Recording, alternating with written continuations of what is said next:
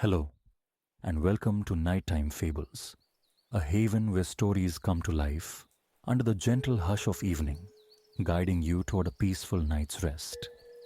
Tonight, we bring you another calming tale, one crafted to ease your mind and invite a sense of tranquil calm. But first, let's take a few moments to prepare both body and mind for a restful sleep. Make yourself comfortable, and with each slow inhale and gentle exhale, feel the day's worries slowly melt away. It can be challenging to separate from the bustle of the day, especially as bedtime nears. Yet remember, the less we fret about falling asleep, the more our minds can let go of lingering tension. Let the gentle flow of your breathing soothe any concerns and allow tonight's story to guide you into a deep, restorative slumber. Now get cozy and let the soft glow of nighttime fables envelope you. Enjoy this story, and may it lead you into a serene and restful sleep.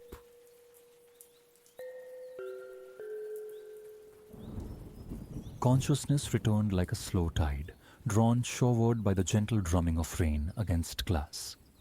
A soothing rhythm. Ilara lay suspended in that liminal space between sleep and wakefulness, eyes sealed, savoring the sensation.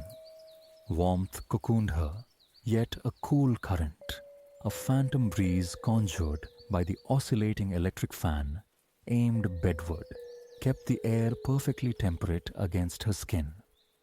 A soft yawn escaped as her eyelids fluttered open, adjusting to the pearlescent grey of dawn filtering through the window. The curtains, left ajar the previous night, danced subtly in the fan's draft. Relaxing deeper into the mattress, her thoughts drifted back, retracing the path that led her here. By air across oceans, Ilara had journeyed. Her destination, the Philippines, an archipelago shimmering with over 7,000 islands. Yesterday marked her arrival in Manila, the sprawling capital. The passage from airport to lodging had unfolded with surprising ease, guided by clear instructions from the prearranged driver. Proceed to pickup bay number 5. Emerging through the sliding glass doors, she'd been instantly enveloped by the city's embrace. A palpable heat, dense and alive, carrying the unmistakable scent of elsewhere, of adventure. Humid earth, exhaust fumes, tropical blossoms. Evening had already fallen. Silhouetted against the urban glow, palm trees stood sentinel. Even here, igniting a thrill within her. A true expedition. Gratitude washed over her for the privilege of traversing the globe, of witnessing its varied tapestries.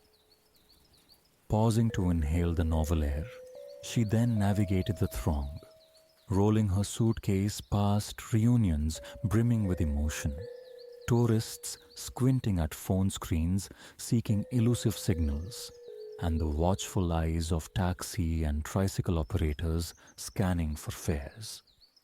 Bay 5 materialized without difficulty. There, a man held a sign bearing her name, Ilara. His greeting was immediate, warm, a genuine welcome to his country.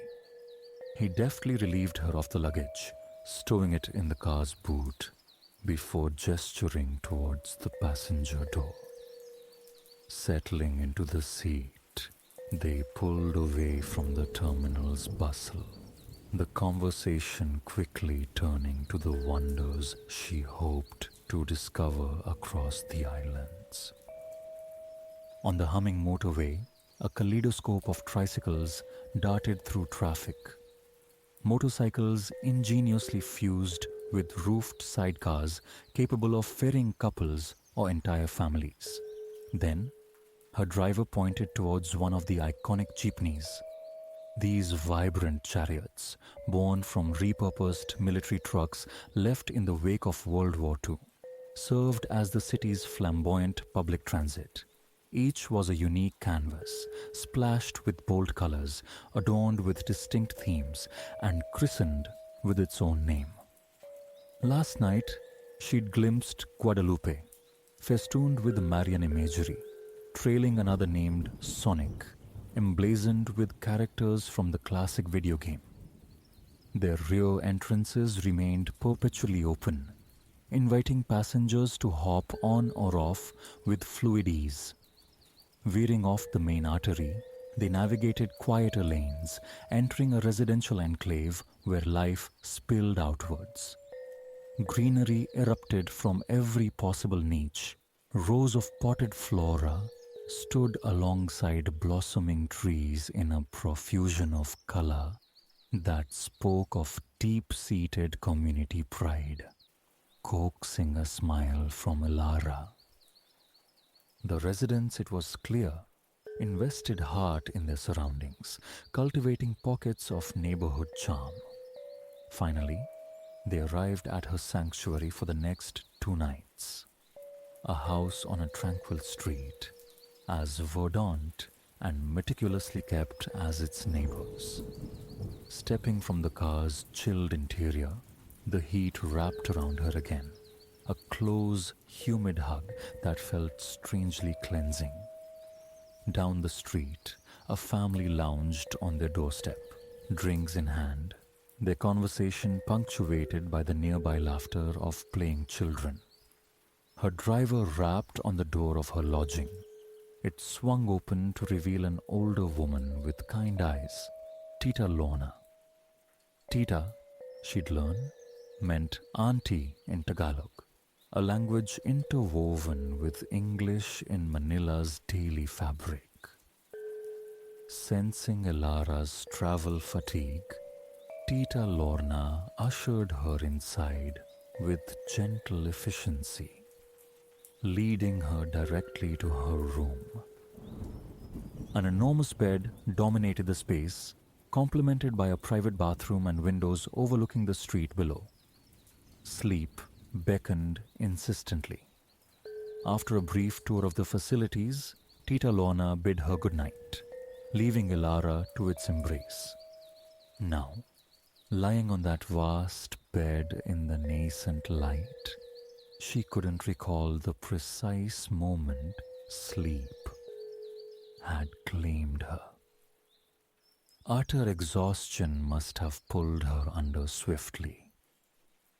But this morning, stretching languidly across the expanse of the mattress, she felt utterly renewed, a current of excitement buzzing beneath her skin for the day ahead. In the bathroom, she acquainted herself with the tabo, a traditional dipper used alongside a pail of water. Scooping the cool liquid, she splashed it over herself. The chill and invigorating shock that chased away the last vestiges of sleep and tempered the ambient warmth. Dressed, she descended the stairs to find Tita Lorna arranging breakfast. Fragrant pandesal, delightful Filipino bread rolls sat beside perfectly fried eggs. Tita Lorna demonstrated, tearing open a roll and tucking the egg inside. The taste was simple, yet profoundly satisfying. A cup of sweet, freshly brewed coffee followed, eliciting profuse thanks from Elara. A perfect commencement to the day. Tita Lorna opened the wide front doors, blurring the line between indoors and out, allowing the shaded coolness of the house to mingle with the morning air.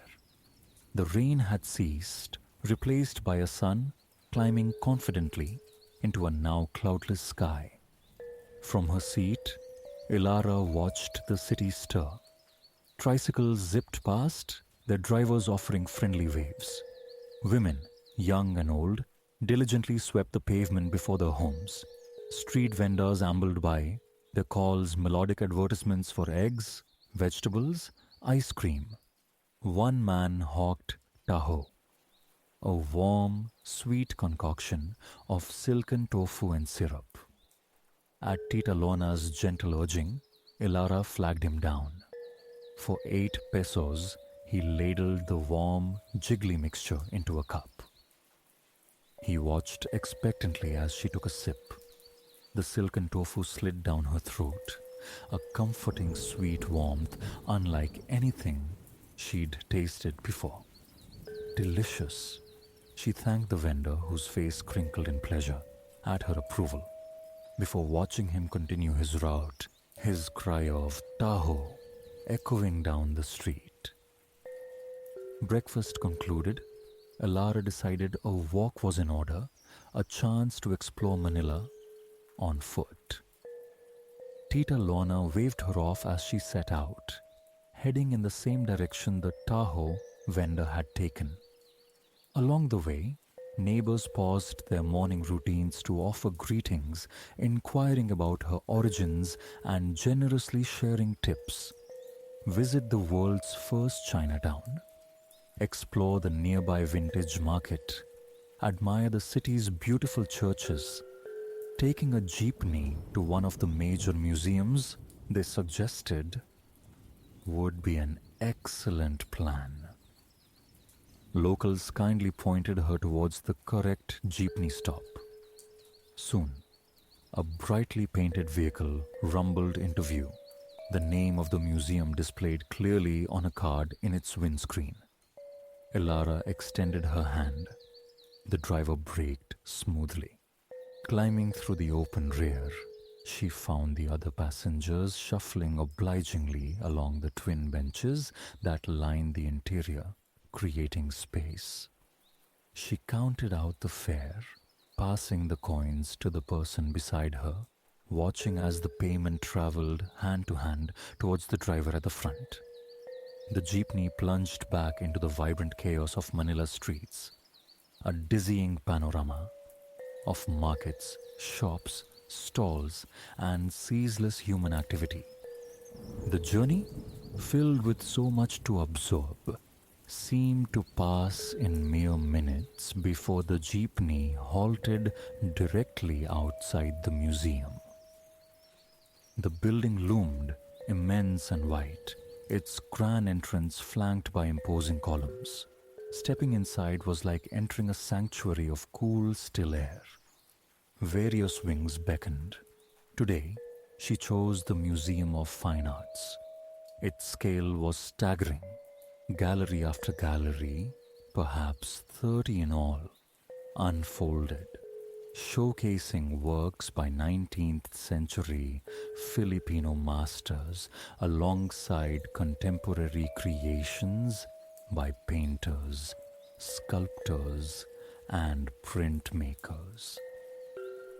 Here resided art of breathtaking power and beauty. Ilara found herself arrested before one particular canvas, a large-scale piece teeming with detail. It depicted the rich tapestry of life in the Philippine provinces: families, laborers, animals, festivities, daily toil, rendered in a style reminiscent of Cubism, dominated by blues and greens, punctuated with flashes of red. It was vibrant, complex. The longer she gazed, the more narratives emerged from the intricate composition. Hours could dissolve simply contemplating this single painting. Without conscious awareness, the entire day had slipped away within the museum's expansive halls, absorbing layers of culture and history. It felt almost like traversing the entire nation without leaving the city limits, though nothing, she knew, could truly replicate the immediacy of experiencing the landscapes, the sounds, the scents, and most importantly, the people firsthand. Making her way towards the exit, she offered thanks to the gallery staff. Emerging into the late afternoon light, she noticed the air had softened, the sun hanging lower, casting long shadows. The city's frenetic energy was beginning to subside. A short walk to a nearby coffee shop seemed appealing, a chance to sit and observe the evening traffic flow. She found a small establishment with a single table outside. Settling in, she was presented with a menu listing coffees sourced from various provinces. Palawan, her next destination, caught her eye. When the waiter returned with a steaming cup of rich, dark brew, Elara inquired about the tricycles. He confirmed they were an essential Manila experience, but cautioned that the range was limited. She might need to alight near her destination and walk the final stretch. That sounded perfectly manageable. For now, contentment settled over her. The evening air was balmy, each passing moment offering a fresh vignette of city life. The Palawan coffee was superb. The waiter reappeared, this time with a small plate of hopia, diminutive, sweet pastries filled with bean paste, his personal favorite snack. They were the perfect accompaniment to the coffee. She thanked him warmly, shaking his hand before departing. He waved her off with well wishes for the remainder of her journey. Strolling down the street, she soon spotted an approaching tricycle. A wave brought it puttering to a halt beside her. The driver listened to the address Tita Lorna had provided, nodded understandingly, and confirmed he could drop her just around the corner. He offered a choice: the sidecar or the seat behind him. On the motorcycle, Elara opted for the sidecar, a compact, open-sided compartment with a single seat. With a sputter, they were off, weaving nimbly through the evening traffic. A delightful breeze streamed through the open sidecar. Faster than the jeepney, the tricycle navigated tight gaps and narrower lanes with ease. Gradually, the streets began to take on a familiar cast.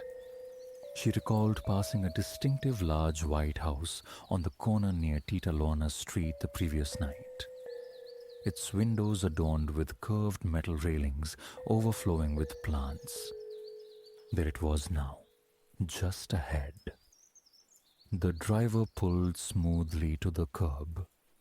Elara carefully extricated herself, mindful of the low roof, assured she knew her way. The driver zipped off into the twilight. Birds commenced their vespers as she turned down the road marked by the White House. As she walked, residents relaxing outside their homes offered greetings. She recognized faces from the morning, the same friendly people who had offered sightseeing advice and jeepney directions. They inquired about her day. Elara recounted her enjoyment of the museum, her first taste of hopia. Laughter met her description, followed by playful instructions to bring some back next time. She laughed too, promising she would. Approaching Tita Lorna's house, the aroma of something delicious cooking wafted out to meet her. The front doors stood open, inviting her in. Deciding to freshen up before dinner, she called out a greeting. Tita Lorna's cheerful reply came from the kitchen. Elara announced she'd be down shortly. Sige? Tita Lorna responded. Go ahead. Sure.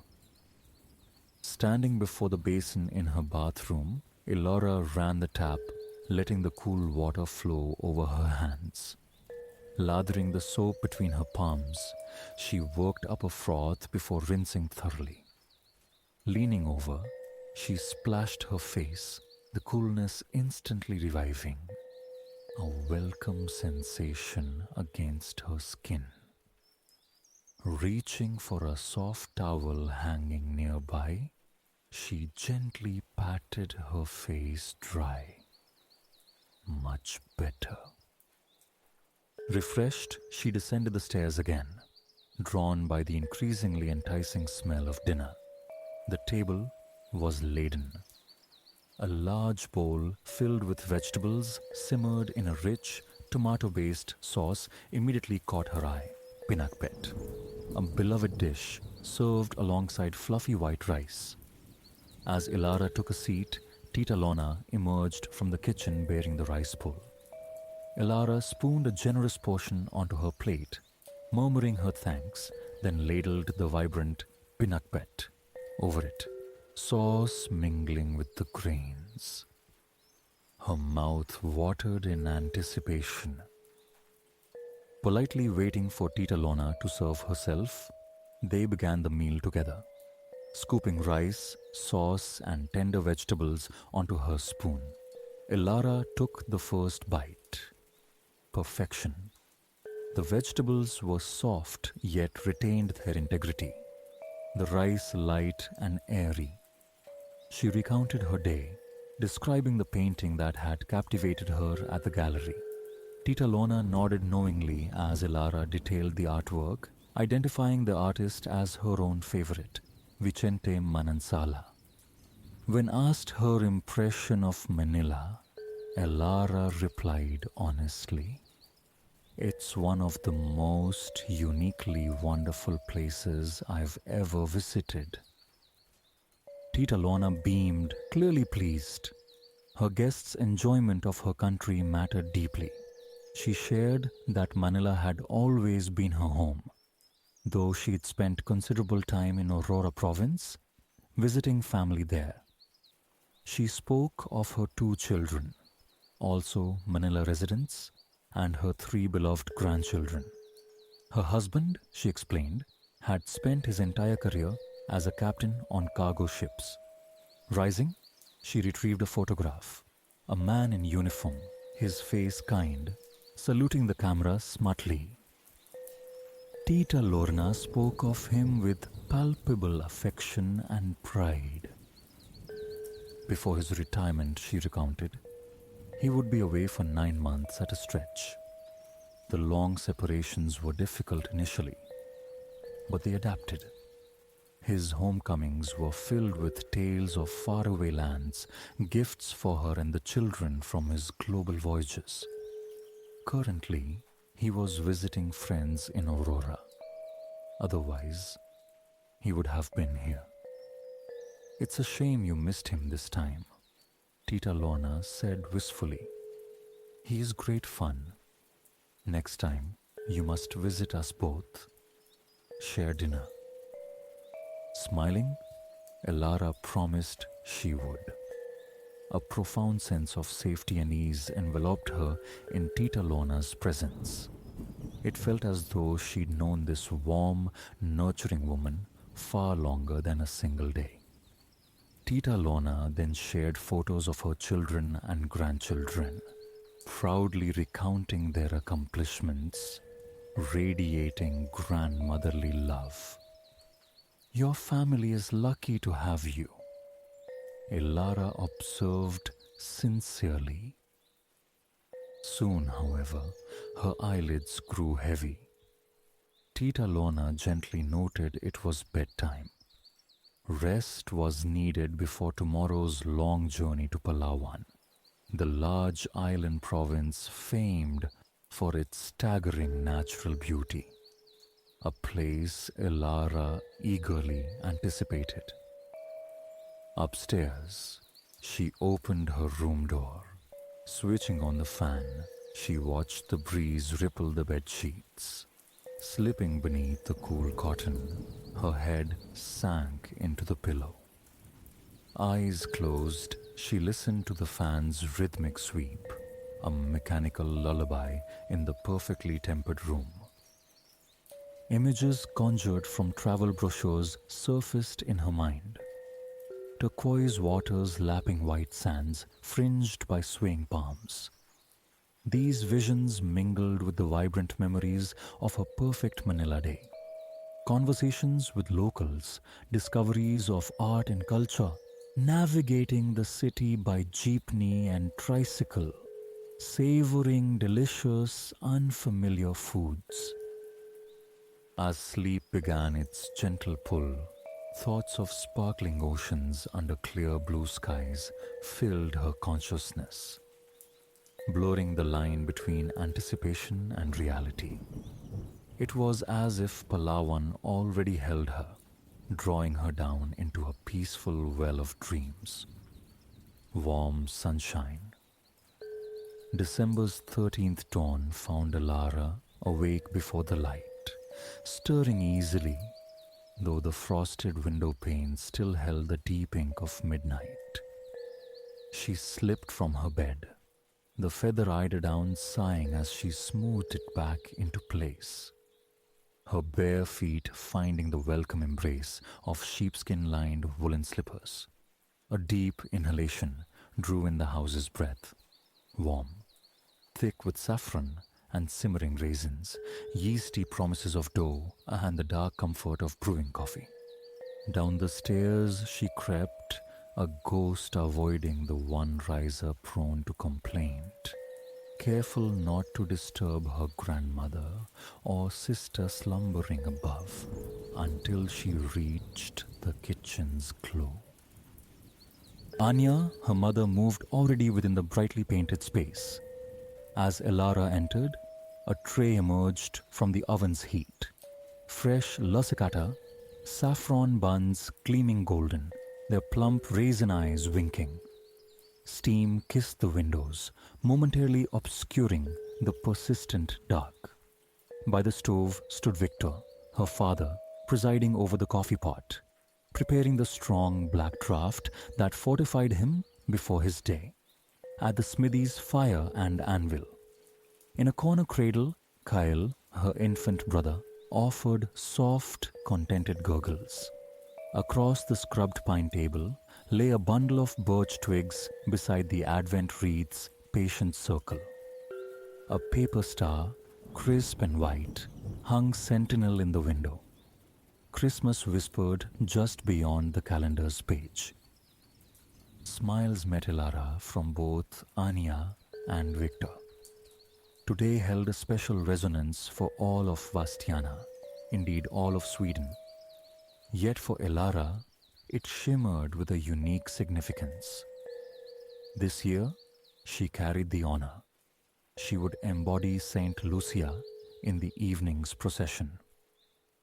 Sophia, her grandmother, materialized in the doorway, her own smile adding to the room's warmth. A gentle hand ruffled Ilara's fair hair before Sophia moved towards the ceramic stove, a tiled monolith radiating cozy heat into the kitchen corner. Last to descend, trailing sleep in her wake, was Freya, Ilara's younger sister. She paused at the threshold, clutching a cherished red-painted wooden horse, her eyes widening as she registered the fully populated kitchen. A collective awareness dawned. On St. Lucia's morning, the final riser earned the playful title Lucy the Loose, and a gentle chastisement from the birch bundle. A giggle escaped Freya. She was caught. Anya, laughing, already reached for the twigs. A merry chase ensued around the table until Anya captured her youngest, tapping her legs lightly with the birch before enveloping her in a hug. Then, gathered together, the family commenced the day's special breakfast. The lusakata yielded buttery softness, the faint, exotic spice of saffron pirouetting on Ilara's tongue. She tore a small piece, offering it to little Kyle.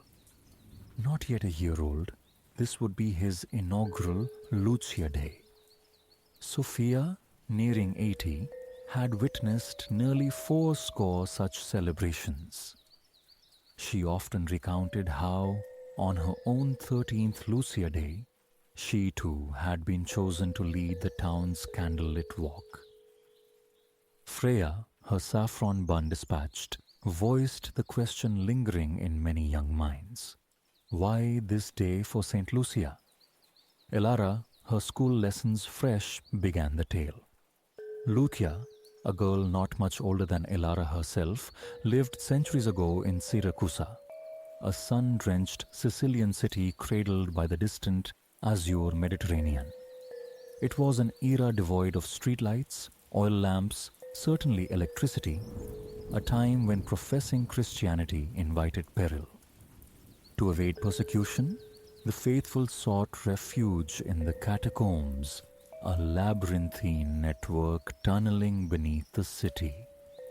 There, cloaked in earth, they found safety, though often little sustenance. Lucia, possessed of a tender heart, could not abide their hunger.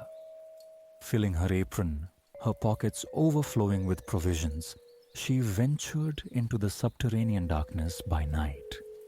Her hands needed to be free to distribute the food, precluding the carrying of a lamp.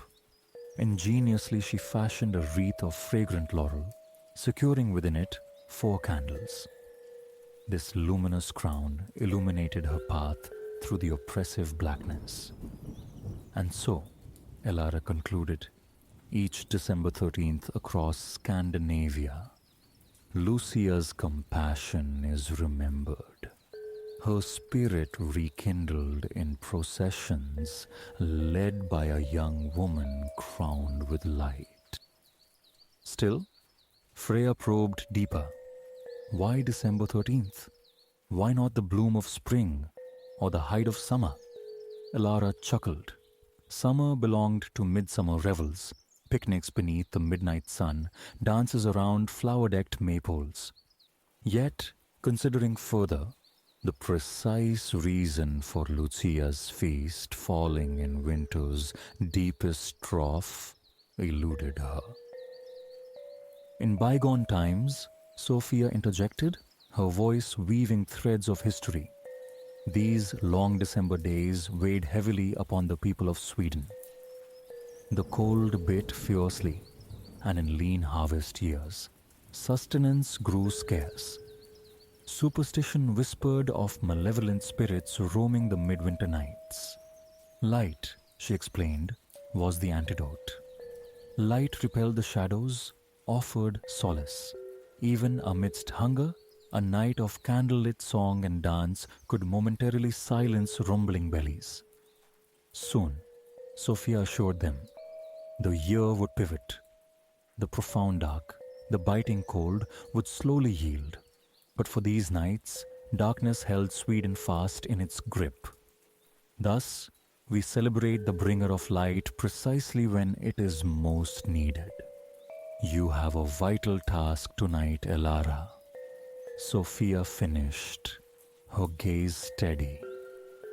To bestow cheer and warmth, to illuminate the year's darkest hour. First, however, Anya reminded them, came school. Bundled in their warmest layers, Elara and Freya strapped sturdy snowshoes over their boots and stepped into the winter morning. Darkness lingered, though the sky reluctantly softened towards a pale, bruised grey. The red wooden schoolhouse, when they reached it, offered a welcome haven of warmth. Inside, a festive undercurrent hummed beneath the surface of routine. Elara's classroom chalkboard displayed the stern geometries of triangles and the unyielding rules of grammar. Yet, neither pupils nor Fru Lindgren, their teacher, paid them much heed. Today was wholly dedicated to the imminent procession. A purposeful bustle filled the room as costumes took shape. Elara commenced weaving her crown, her fingers coaxing pliable branches from the lingonberry bush thriving in the schoolyard. Lucia's wreath always sprang from lingonberry, its evergreen tenacity a symbol of life persisting through winter's dormancy, a promise of spring's return. As she worked, sticky sap jeweled her hands, the crushed leaves releasing a sharp, verdant perfume that conjured images of future lambs stumbling through fields ablaze with forget-me-nots. Around her, classmates labored with equal focus. Girls meticulously painted candle holders, destined to follow their Lucia, clad like her in white but bearing single flames. Boys affixed paper stars to slender wands, preparing their transformation into star boys, complete with tall, star adorned paper cones upon their heads. Beyond the classroom door, younger children darted about, already inhabiting their roles as Tomtenissa, Santa's elves, sporting pointed red hats and ears. Midday brought a brief, spectral appearance of the sun, a silvery disk veiled in cloud, its light thin and offering little warmth, though it cast a million fleeting sparkles across the village's thick snow blanket. By school's end, however, it had already retreated, surrendering the world back to encroaching twilight. Full darkness had descended by the time Ilara and Freya reached their cottage, but the kitchen windows spilled inviting light onto the snow. Anya had spent the day immersed in baking. To honor the sustenance Lucia carried into the catacombs, tradition dictated a feast of warming delicacies. She looked up, flour dusting her apron, as her daughters entered, just in time. Extra hands were needed to roll out the doughs for pepper kaka, the crisp, spiced gingerbread biscuits essential to the post-procession enjoyment. A rolling pin was pressed into Ilara's hands. Together, mother and daughter worked the fragrant dough, stretching it into a thin, even sheet that commanded the entire kitchen table. Then came Freya's turn, entrusted with a star-shaped cutter. Brow furrowed in concentration, she meticulously stamped out cookie after cookie, arranging them precisely on a baking tray. With the pepper caker consigned to the oven's heat, Freya was given a wooden spoon, tasked with stirring the meatballs simmering gently in their creamy gravy. Meanwhile, Ilara and Anya turned their attention to the vetekrans. The dough, having risen patiently in a warm corner all day, was now coaxed and stretched with gentle fingers into a delicate sheet. Methodically, they brushed it with melted butter, showered it with sugar, and sprinkled aromatic constellations of cinnamon and cardamom. Rolled snugly and joined into a circle, the dough awaited its final transformation. Anya's sharp knife made neat incisions, then twisted and pulled sections away from the center, shaping the ring into an ornate, edible crown. The ginger snaps emerged, fragrant and browned, making way for the vetekrans. Ilara blew carefully on a warm snap before nibbling its spicy edge, crumbly, buttery perfection. Through the window, the sky deepened, achieving a velvety blackness pricked by the slow emergence of stars, tiny silver stitches in night's heavy fabric. The wall clock indicated 6:30. It was time. Baby Kale was swaddled warmly in layers of wool, his tiny hands and feet encased in sheepskin mittens and slippers. Freya donned her best woolen coat, her pointed red elf hat, held ready. Ilara splashed cool water on her face, scrubbed diligently behind her ears, and brushed her hair until it gleamed like pale silk. Reverently, she slipped into the pristine white gown Anya had sewn over weeks, a garment more beautiful than any she had ever worn. Dozens of tiny pearlescent buttons marched down the front. Intricate white embroidery, mimicking leaves and flowers, adorned the hem and sleeves. Anya helped tie a vibrant crimson sash around her waist. The procession would commence at the schoolhouse, winding through the town's narrow cobbled lanes to culminate at the town hall. Back in the classroom, a controlled chaos reigned. Children adjusting pointed ears, securing star emblazoned hats. The girls from Ilara's class stood ready in their white dresses, but only Ilara wore the distinguishing red sash. The air buzzed with movement and hushed chatter until, as the clock struck 7, a profound quiet descended upon the waiting assembly. Fru Lindgren raised a hand. The moment approached. Ilara's stomach felt strangely light, a fluttering mix of exhilaration. The honor was immense, and trepidation. Would the wreath feel too heavy?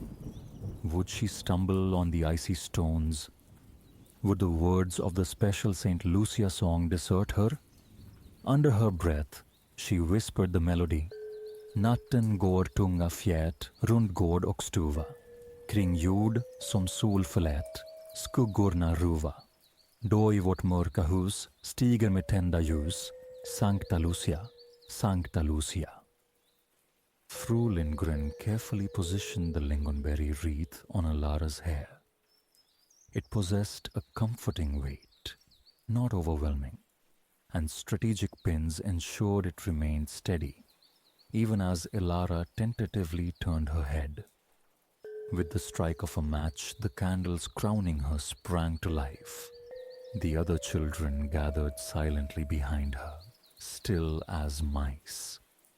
A small smile touched Ilara's lips as she stepped through the school door, leading the way across the snow-covered yard and into the waiting streets of Vastiana. At the schoolhouse gate, Ilara allowed herself a single, swift glance backward. She saw the dark silhouette of the school building against the deeper darkness of the forested hills embracing the village. She saw the school garden blanketed in profound snow. And she saw her classmates, ethereal in white, illuminated by the soft golden halo of the candles. Her smile deepened. Pushing open the gate, she descended into the town proper. Both sides of the street were thronged with villagers. Their individual faces remained indistinct in the dimness, but their collective voices rose in familiar harmony. The clear sopranos of the women, the resonant baritones of the men, the thinner, reedy singing of children too small to march.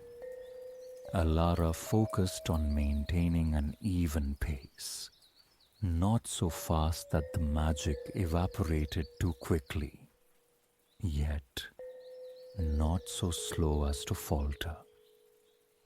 As she walked, her thoughts drifted. She pictured Sophia treading this same path decades ago. She conjured images of Vastiana in even older times. How impossibly long and dark the winter nights must have seemed before lamps graced every home. How precious this candle-lit pilgrimage must have felt. And she thought of young Lucia in distant Siracusa, bravely lighting her way through the catacombs' embrace. By the time the solid form of the town hall emerged from the darkness ahead, The repertoire of traditional carols had been exhausted. Only the Lucia song remained. Elara sang now, her voice rising clear and true into the cold night air, the melody echoing over rooftops toward the silent hills. With the bright song and the myriad twinkling candles, she mused, the night felt less formidable, less dark after all. The procession concluded. The great doors of the town hall swung wide, welcoming them into warmth and light. Elara entered, her cheeks and fingertips tingling pink from the cold. Inside, long tables groaned under the weight of festive abundance. Buns and biscuits, pastries sweet and savory, smoked fish glistening beside mounds of new potatoes, cardamom laced coffee steaming fragrantly, and huge vats of hot glug.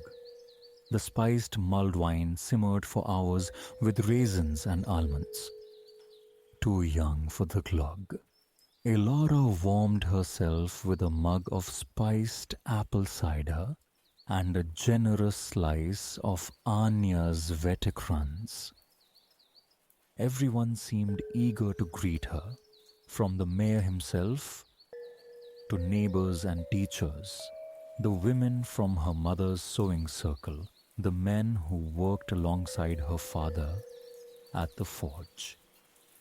Each offered congratulations, proclaiming her a wonderful Lucia. Once appetites were sated, tables were cleared, making way for the musicians. To the lively strains of fiddle and accordion, the villagers began to dance, swirling through waltzes and polkas. Elara danced too, once around the floor with Victor, twice with her cousin Lars, and once, purely for the joy of it, she waltzed clumsily and happily with Freya. The adults continued, tireless, but fatigue began to claim Elara. Finding an empty chair, she curled up, watching the scene unfold. Older couples moving in comfortable silence, younger pairs exchanging shy smiles as they danced. Victor tapped his foot to the rhythm. Anya gently rocked baby Kahil, deeply asleep now, bundled in her shawl. Some villagers, honoring tradition, would keep vigil through the night, dancing, singing, eating, drinking, sharing stories until the first hint of dawn. But not Elara. As midnight chimed, her yawns became uncontrollable. Anya and Victor guided her home through the quiet, snowy streets. Changed into a fresh nightgown, she climbed into bed. The familiar sounds of the house settled around her. Freya shifting beside her, Sophia murmuring softly as she tucked Kyle into his cradle. The low murmur of Anya and Victor's hushed conversation downstairs. Gradually the sounds softened, faded, until only stillness remained. Everyone else slept. Elara's eyelids felt heavy, weighted with weariness, yet she resisted sleep for a few moments longer. She wanted to lie there, cocooned in warmth, replaying the evening's enchantment. The snow-dusted streets, the resonant singing, the delicious aromas drifting from the town hall, the transformative power of hundreds of candles banishing the winter dark. The year's longest nights now held the village in their grasp. But soon, incrementally, imperceptibly at first, the balance would shift. The nights would shorten, the days lengthen, the sun lingering a little longer with each visit. Soon the snow would melt, yielding to the tender green of spring. And eventually, summer would arrive, unfurling its long, languid days. Elara lay back against her pillow, her thoughts filled with warmth and light, and drifted into sleep.